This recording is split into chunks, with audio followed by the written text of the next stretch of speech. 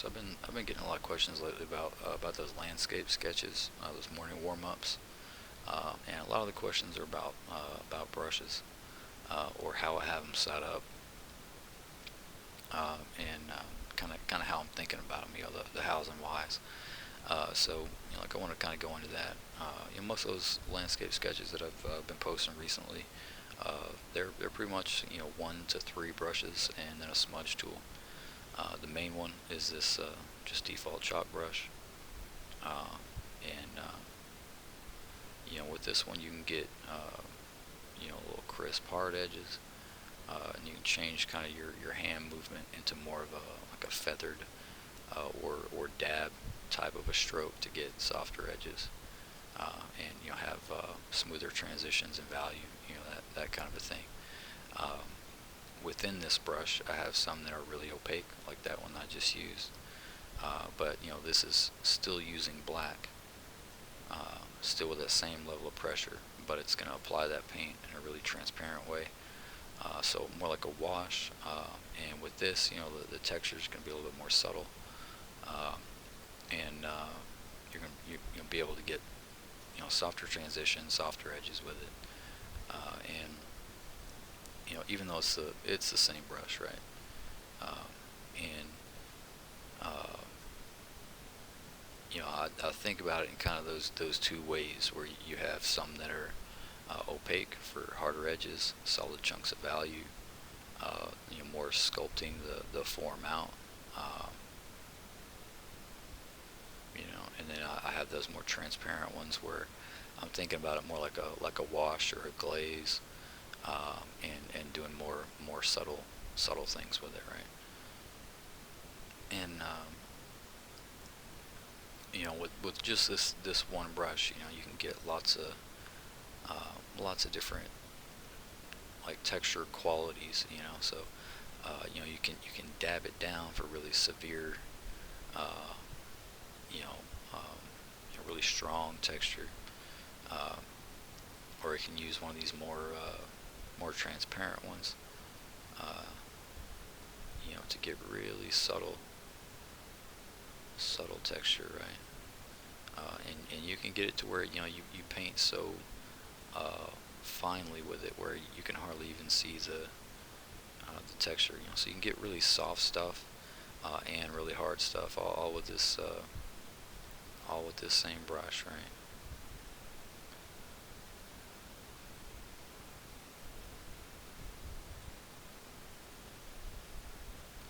Um, and so this one and this one are essentially the same brush. It's just this one doesn't have that spongy, uh, that spongy texture. It's not captured in it, right? So it's just the little square shape. And with this one, since it doesn't have that texture captured in it, you're going to be getting your texture from the brush overlaps. So I'm still moving my hand in that same way, where like for hard edges, I'll press hard and do more of a like holding my pen down, kind of a stroke. And then for softer edges, I'll be doing more of a kind of a feathered stroke, right? Or kind of crisscrossing my brush strokes and feathering it out a little bit.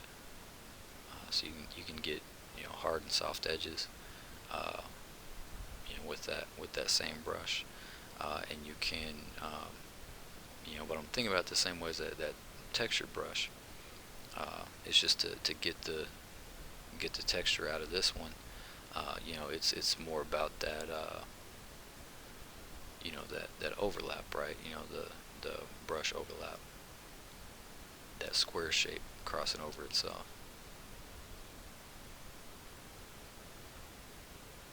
So I'll have little balances between, like something. If I want a more subtle texture, I might use this one. Like because it's gonna look a little smoother. Even if you're painting kind of a heavier texture with it, since it doesn't have all this grit, it's gonna appear a little bit smoother. So, for rendering really smooth transitions, softer things, using a brush that has a more subtle texture could be more effective. But just like I was saying, with that really heavily textured one, you can still paint really soft with it, really subtle stuff, right? Um, just by keeping your values close together and blending it in, right? Um, but like this brush right here is the main one I did all those landscapes with, and you can do a lot with just this one brush, uh, and when you make this brush really small, that texture is really crisp. But if you make it really big, like it's pretty blurry and messy, right? And I utilize that to my advantage. So like I'm going back and forth between that more implied texture and rendered texture, right? So like these bigger strokes, right? They're really good at implying texture, and since it's a general type of texture, like yeah, it looks kind of rocky, but I paint the clouds with this same brush, and it doesn't look out of place, because it's not a specific texture of a thing, right? It's a very general texture. It's a general rough, kind of a gritty looking texture.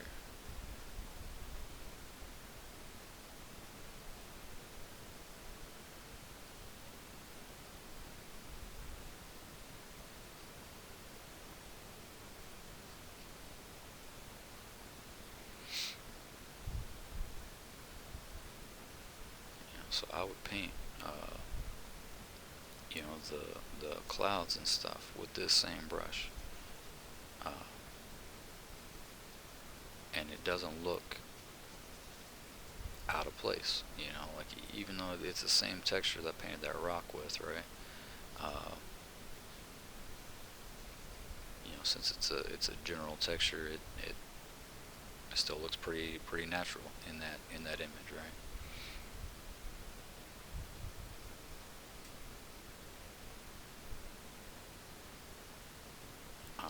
And the other tool that I kind of use for these is the smudge tool. And if you have it on a really high strength, it's going to drag a lot of paint with it. So thinking about just like that chalk brush, like how you have a really opaque one. This will be the opaque one with a smudge tool that it's called strength or whatever in Photoshop. But really high strength drags a lot of paint, a little bit harder of an edge on that the brush tip shape. Uh, but if I turn it down to a lower strength, um, it's going to be a smoother blend. It's not going to drag as much paint with it, right? So, you know, when I mix that with this little chalky texture, since this smudge tool is kind of a general texture too, it doesn't look out of place. It just kind of pushes those values a little bit closer together, and it still reads like as kind of congruent within the whole image, right?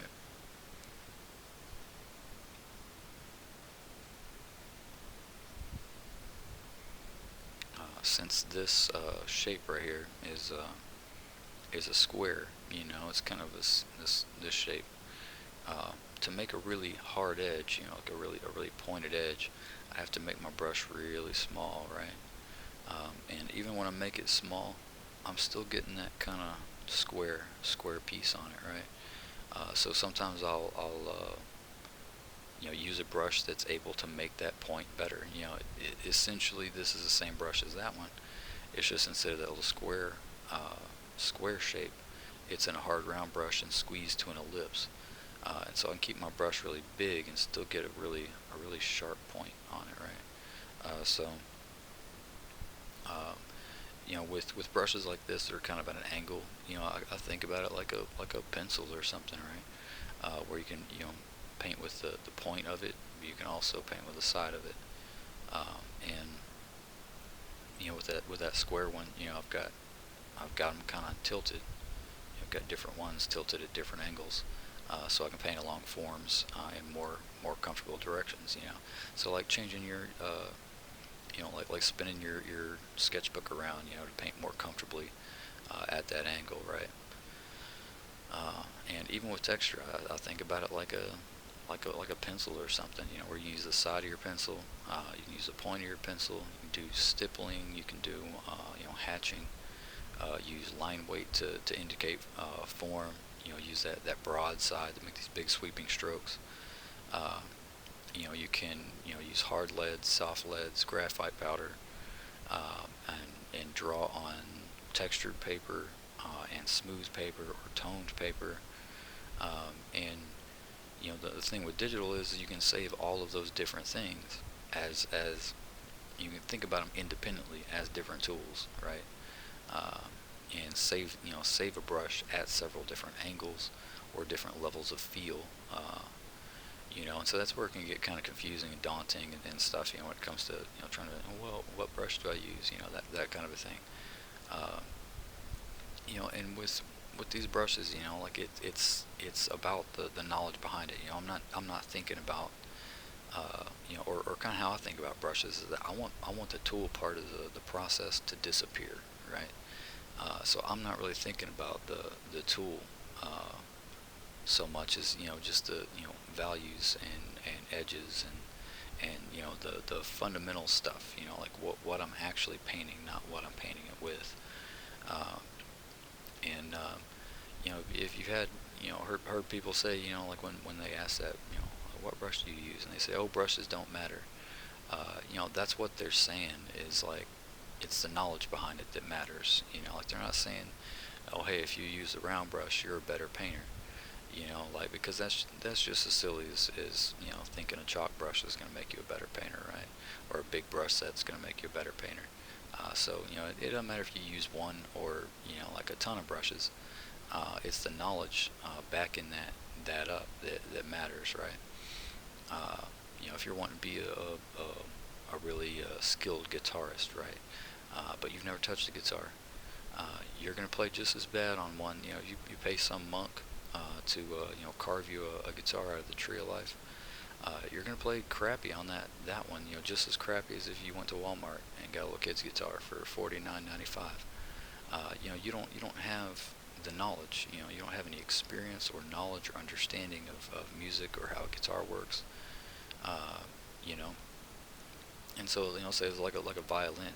Like if you had strong fundamentals, then you can say, I like this violin because it's made out of this kind of wood, and it just has a really, clean sound, or I like these strings, uh, like, or, like then you can get kind of into the more technical, uh, you know, technical side of the thinking, and so whether you're type of person you like a lot of texture, like you like these chalkier, more natural feeling brushes, or you like the smooth rendering kind of look, highly blended, just round brush or square brush kind of look.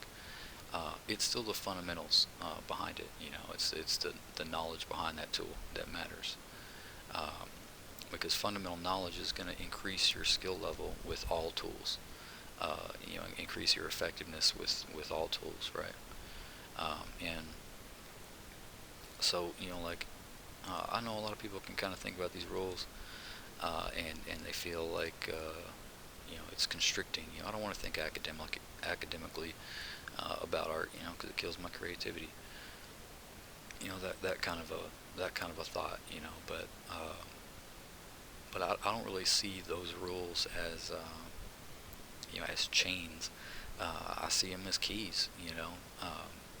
I see it more like a language. Like I'm learning a language to be able to communicate more effectively, to say more things.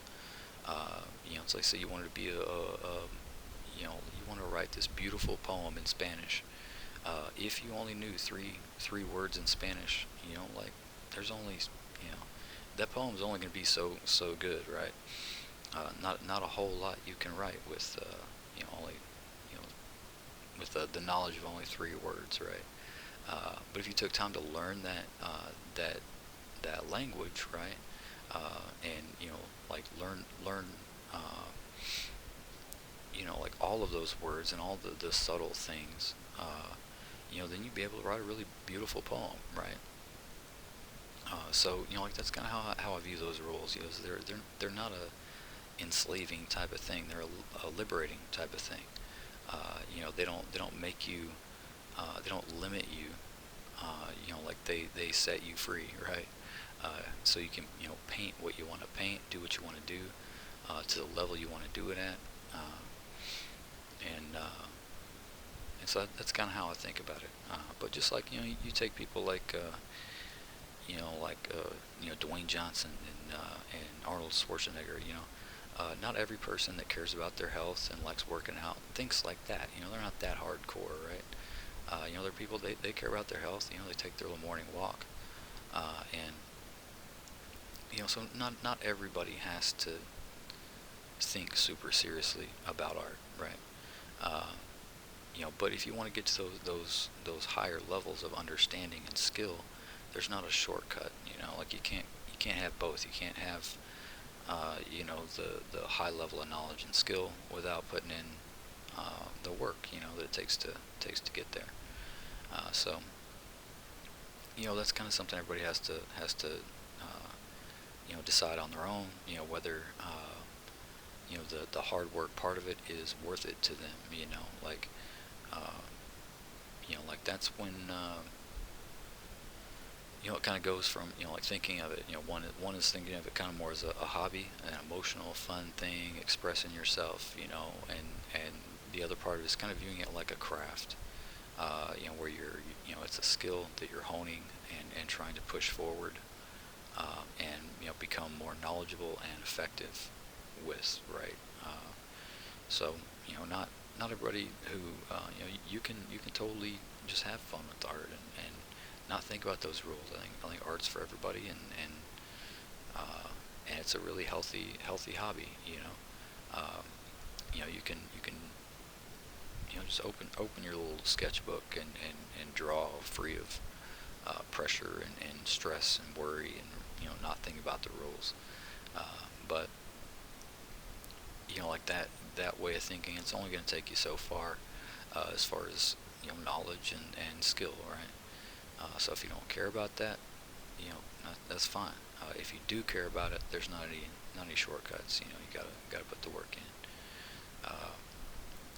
And I'm not saying this as somebody who has it all figured out. Like I still consider myself very much a student of art. Like in every day, every painting, I'm still pushing. I'm still trying to learn, trying to get better. And it's not a negative thing to me for me to want to get better. Like some people, like they view that as the brooding artist thing, that you're never satisfied with your work. And you just think, oh, you're just this pained artist. You're in pain all the time. And the truth is, yeah, you kind of are. It's hard work to really be trying to be good at something, right? To really push yourself and challenge yourself and put a high expectation on yourself. It is hard, and like, but going back to the workout thing, uh, like you see those people lifting that crazy heavy weight. It's like this, trying to pick up a Volkswagen or something like that. Like that person, their eyeballs are about to pop out. That vein in their forehead's just wriggling around. They're trying not to crap their pants. They're in pain, but they love it. And they love it because it's making them who they want to be, and it's pushing them in the direction that they want to go. And so it's a good pain. It's a growth kind of a pain, right? It's that pain, I kind of see it as destroying the old you, and rebuilding the new you, the better version of you. So I don't really see it as a negative thing to be critical of your work. That critical kind of mindset. You can think about it in a healthy way or in an unhealthy way. But if you think about it in a healthy way, that uh, critical mindset, like that's what's pushing you forward. It's almost like a stubbornness, where it's like I'm gonna keep pushing. I want to get this right. Like I want to learn this thing. And so it's a positive growth pain. And like with these little morning warm ups, right? A lot of people can kind of get in this kind of way of thinking. It's like I'm trying to impress people by painting fast, or that I value speed in art. That I'm purposely training to be fast by doing these little morning warm ups and spending 30 minutes to an hour on them, right? Or that I think it's cool to paint fast. So they can view it as kind of like, oh, that's impressive. I need to be fast. My process is so slow. Or it's the opposite of that, where it's ooh, gross speed art. This guy doesn't care about his stuff, so he's not putting in his full effort, right? But really, these morning warm-ups, like they don't have anything to do with time, uh, and they're not anything, right? Like what these things, the idea behind these morning warm-ups is, when you first get up in the morning, your brain's kind of fuzzy, right? Your hands kind of stiff. So I do these to give myself some time for my coffee to kick in. Uh, I don't even necessarily think about these paintings in terms of like this is a rock, or this is a mountain, uh, or a landscape kind of a thing. I'm thinking of it more like abstract shapes, just mark making, hard edges and soft edges, uh, like textures and values and colors and stuff like that. It's more this abstract way of thinking about it. I'm not trying to design a landscape or anything like that. This is a stretch, uh, for the day, right? To get my mindset, like focused, focused on like the stuff that I'm eventually going to get to, the heavy lifting, critical thinking type of stuff.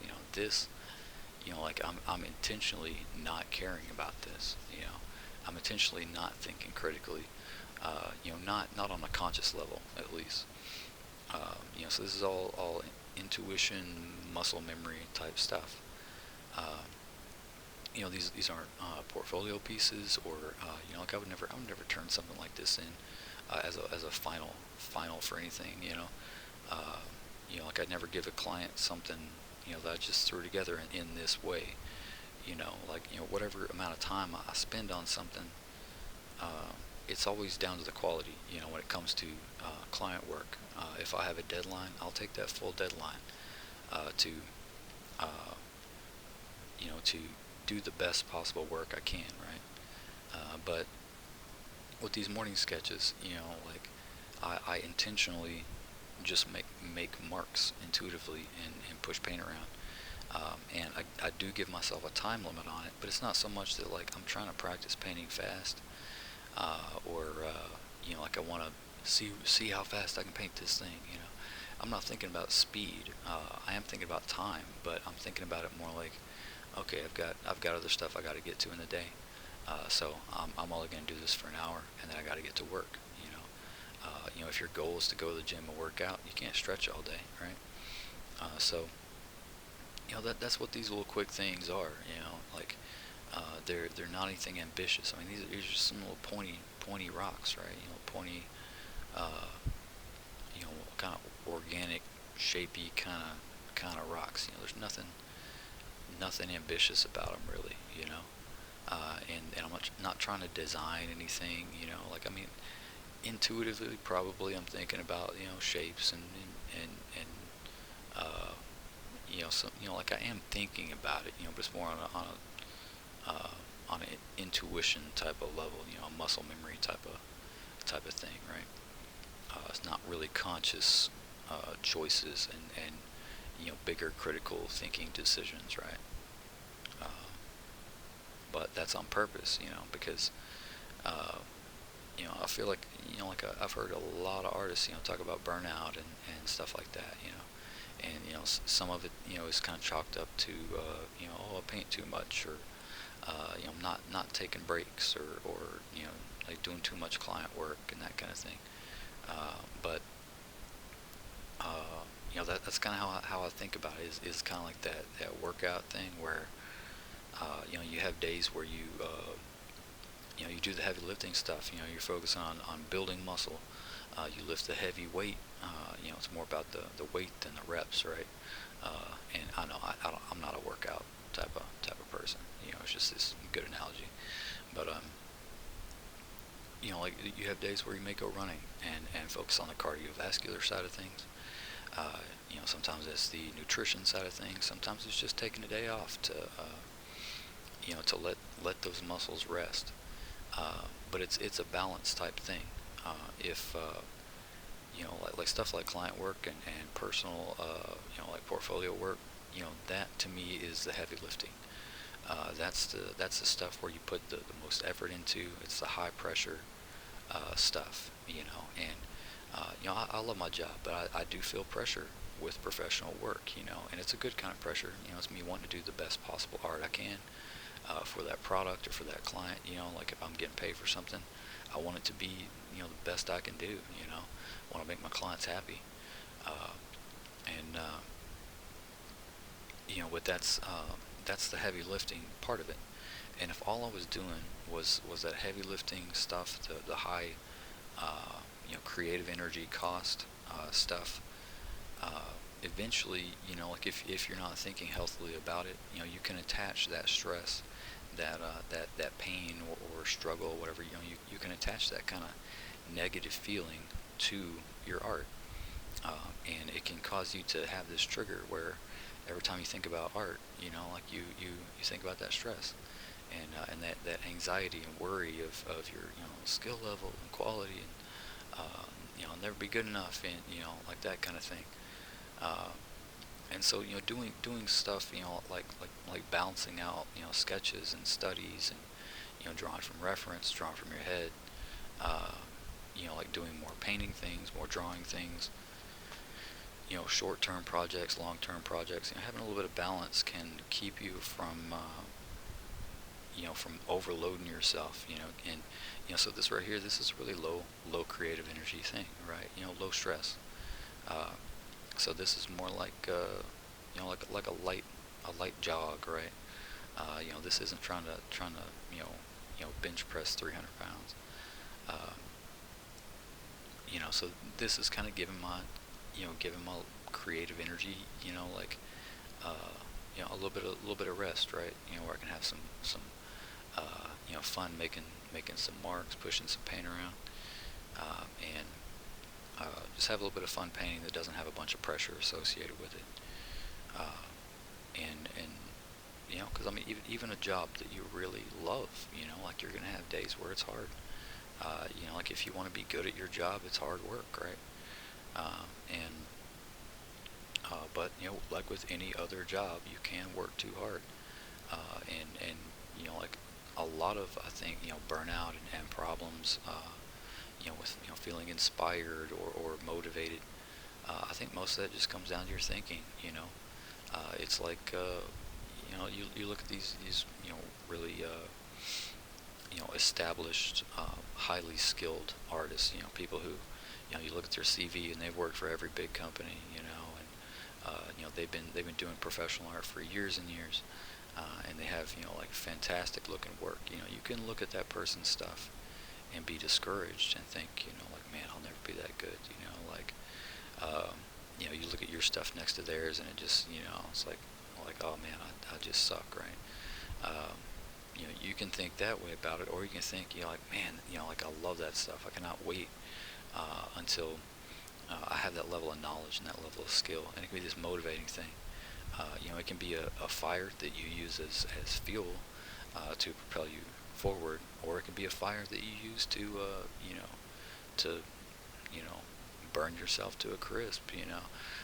Self-immolation. So just by changing your thought process, you can change the kind of reactions that you have to certain struggles, right? I think a lot of this kind of pressure to perform at your peak performance all the time, kind of comes from social media.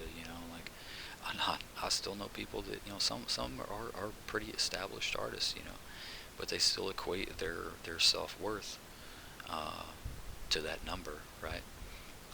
And I know for certain types of jobs, certain ways of making money, like those views do matter. The follower count does matter. You want to get your product or your art out to as many people as possible. Uh, but wrapping that up with your self-worth and your happiness, that can be a dangerous thing. So that's something you want to kind of keep in check. Um, so the way I kind of see that is, you can be the master of your ship, right? You hold on to that wheel, and the views and followers and stuff like that. That's the wind. You can either let that you let go of the wheel and just let let the wheel go, let the wind carry you wherever it goes, right? You're just at the mercy of the wind, right? And with that, there's no telling where you're going to end up. You may end up somewhere where you don't want to be, or you can hold on to that wheel and steer, that ship where you want it to go, and use that, that following or whatever to go where you want to go. So even though both of them are still thinking about social media, one of them the priority is on something different. One, it's your decisions, what you want, where you want to take your art, and the other one is more about like you trying to please everybody. So it's one of those things. Like I know figuring out who you want to be, where you want to take your art, that can be a difficult thing, and trying to figure out what kind of artist am I, what kind of work do I want to do. I like drawing, I like painting, but there's so many things you can do with your art. Who am I? What kind of things do I want to paint? That kind of thing. And when you're in that stage where you're not really sure who you want to be, like I feel like that's when the social media stuff is really dangerous. Because that's when you look at something you post that does well, and you think I need to do more of that stuff. Or you look at something and it doesn't go, it's not received well, and you think, oh well, like people don't like that, so I'm not going to do it anymore.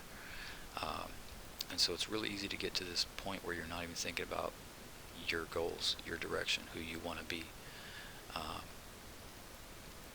so like I'd say if you're in that point, where you're not sure where you want to be, or not sure where you want to go with your art, or where you want to take your art, what kind of artist you want to be, just focus on the fundamentals. Focus on your skills. Like paint lots of different things. Like have that kind of balance between studying and personal work, and fun stuff and portfolio stuff. Uh, and work on that, figuring out who you want to be while you're working on your skill set.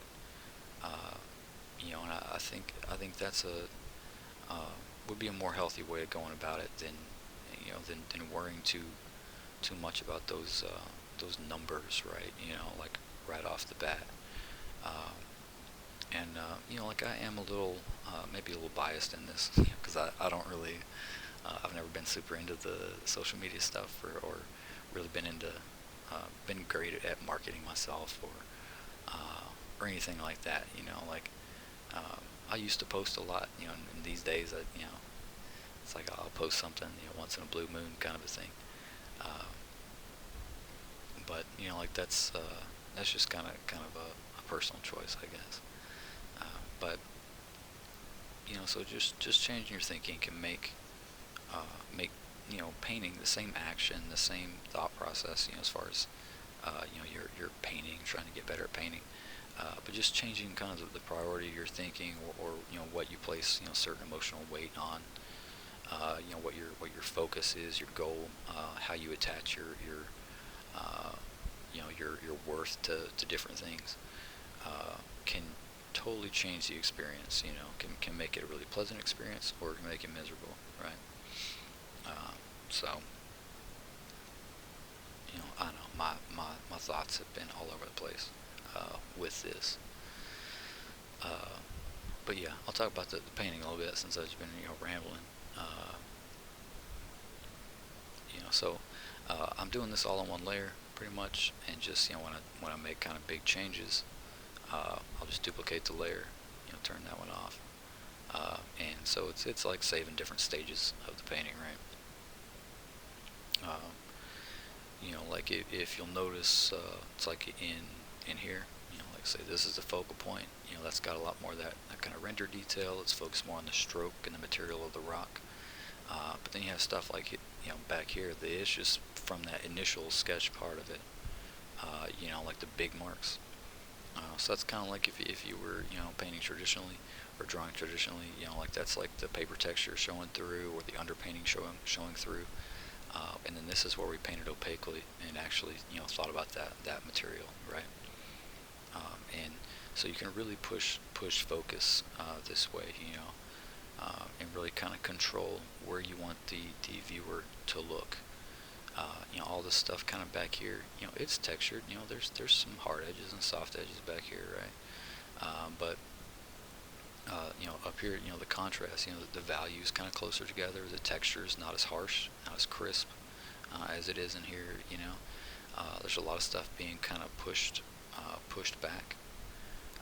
back here, and so this space, it doesn't look totally empty, but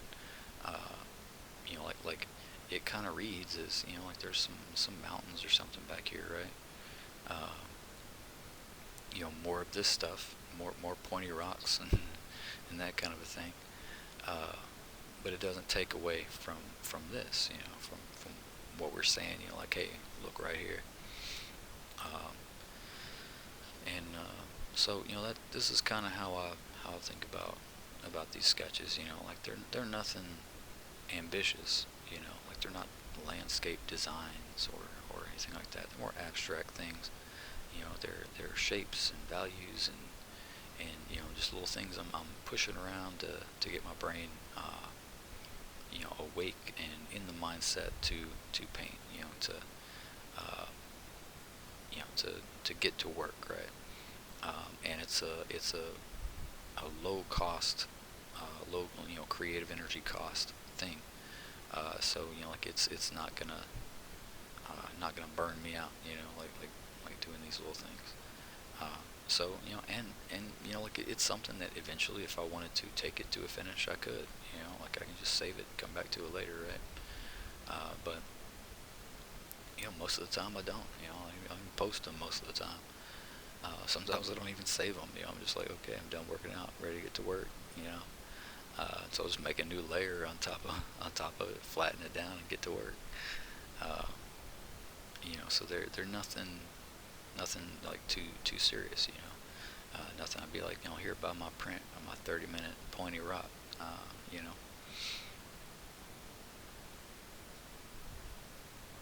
But I think it's important to give yourself time to do that, to play around. Do some low pressure stuff, have some fun, uh, and like just not think sometimes. Just go with it. Make stuff, be free. Uh, and the thing is, I like the sketch part of it. I like this part of it, the push and paint around, big implied textures. Like this is one of my favorite parts of the process. But some people, their favorite part of the process is rendering, or the color, or the narrative. So like if to warm up you would like to just render like a meatball really realistically, like because you like that's your kind of piece, your happy place, right? In art, you can just render a little meatball, or do a little color compositions, play with some colors, just whatever your thing is, right? Doing little gesture drawings, or uh, you know jotting down a little story with a little doodle next to it, that kind of thing. Whatever your happy place is, give yourself the freedom and time to go there, if you can manage it. I know life, life a lot of times, like it seems like you don't have time to do a lot of things you really want to do. But I do think a lot of times we have more time than we really feel like we do. Uh, we just waste time a lot. Or I know I know I do. I can procrastinate and overthink and that kind of thing. Overthinking is a big problem for me.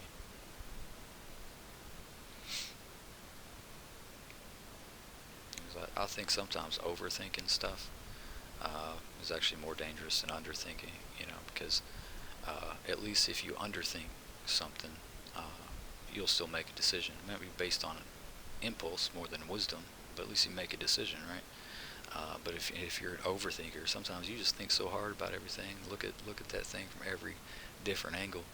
Like you get to the point where like you just miss the opportunity to even make a decision, and then all of it was for nothing, right? Uh, but something I'm always working on, trying not to overthink. Uh, I wanna think just enough, and I want to think in a healthy way. Um, but it's hard, to constantly be keeping your thoughts in check, because I mean that's a journey, just like art is, where you have like your daily goals, like the work you're working on, and you have that kind of overall growth mindset with it, like the long-term goals, uh, and it's a journey, just like art is, right? And I always want to be growing as an artist, as a person, and learning to be more knowledgeable with art, more skilled with art. Learn to be a uh, better friend, and be a healthier person. You know, physically, I've always been kind of terrible about that. Sleep and eating. It's just kind of a hassle to me. Somebody offered me vampirism. I'd take it in a heartbeat. Be like, yes, please. Who needs sunlight? You know, just live forever, paint forever, keep growing, keep learning, uh, till we go mad or somebody gets us with a stake, right?